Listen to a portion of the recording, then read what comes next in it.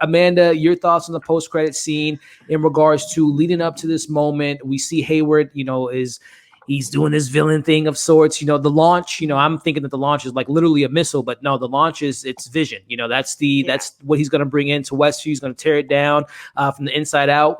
We'll see how that works out for him. But we get the moment of White Vision, which is from the comics, who at a certain point essentially is a more of a machine than he is somewhat human. So your take on this post-credit scene, was it better than last week's, and just what you expect to see from this version of Vision, which, by the way, I don't know if you all, that spot in the middle of his head kind of reminds me, again, Tony Stark's presence of that arc reactor kind of reminded me of that design. But just your take on this post-credit scene and Vision versus Vision coming next week.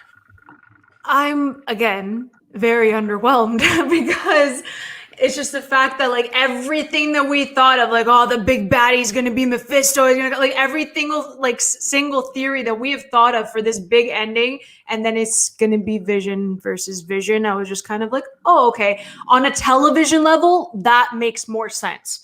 You know what I mean? For another person to fight in this case, if it was coming from Hayward. So it makes more sense to fit the series, but I was just kind of like, it was okay. We'll see what happens next week. It could be totally different. I have no idea, but I'm just, yeah. What about you, Chris, in regards to this post-credit scene? And again, Paul Bettany's the ultimate troller regarding this actor he's been wanting to work with his entire life as himself. But your take on White Vision and what we can maybe expect from this nuclear bomb of sorts, and maybe James Spader might.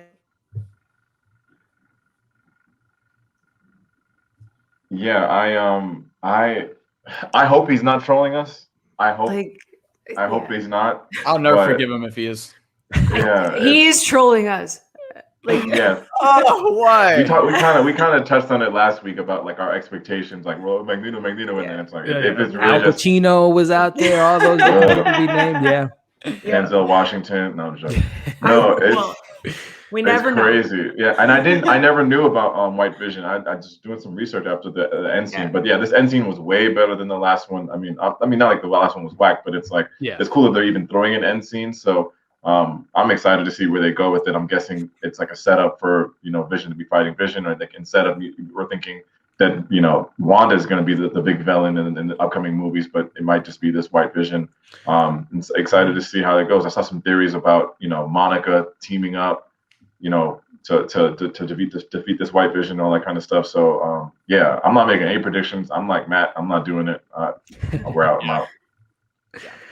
Paul, man, your take on this version of White Vision. Again, I know you touched on your breakdown and in regards to what we can maybe expect from this character. But again, we know Marvel does their remixes on things. But what do you think we're going to get from White Vision next week? Well, I think the fact that Marvel have announced Scarlet Witch is in Doctor Strange 2 and Spider-Man No Way Home, and they haven't announced that Vision is very telling. And I think that Vision is going to have to take out Vision, basically, and they'll both die. I think they'll both die, and it'll be double heartbreaking for Wanda because she's lost not only the man she loves, she's lost the guy she brought back to life and fell in love with. Yeah. So yeah, I think it's going to be a very tragic ending. I think the show is heading towards a big death, and just TV shows in general. They kind of need to almost finish on the status quo sometimes if they're tying into a movie. Right. And I think it's going to be very difficult for people to leave. Like if you finish watching Endgame and see that Scarlet Witch is very depressed, and then go into Doctor Strange 2 from that without having Disney Plus, right? It needs to make sense. And I think the only way to do that is to basically kill all the characters that have been created. Interesting, very interesting.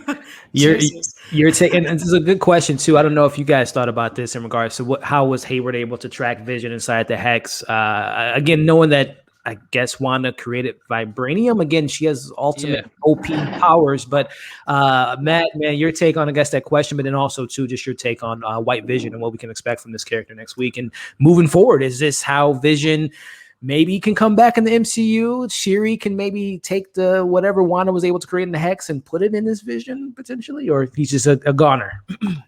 As much as we would love to see that, he's done. He's done. I'm sorry.